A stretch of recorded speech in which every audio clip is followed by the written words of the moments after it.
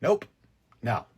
No way. Send it back. This is not going to work. MLB made their first proposal for the new CBA today with a salary cap of $245 million and a salary floor of $171 million.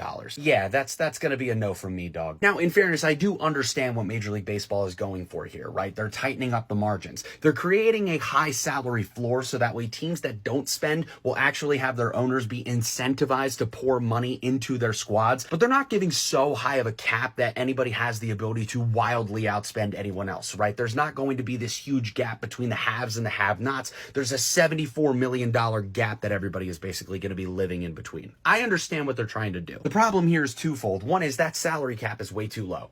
It's way too low. Like I said a few months ago, you are not going to get anybody to agree to a salary cap that starts with anything less than a 3. Look at how much payroll the top 6 teams would have to shed in order to meet that $245 million cap.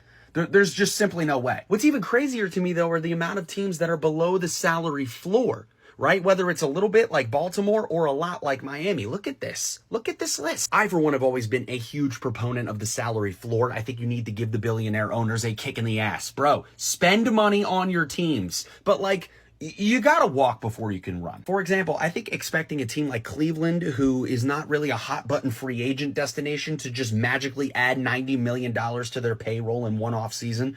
Again, we gotta walk before we can run, right? Let's not set the expectations too high. Obviously, this is not going to be the last proposal that we see, but we gotta go back to the drawing board, boys. We do. We need to make a cap with a 3, and we gotta lower the salary floor. Otherwise, we're not getting anywhere.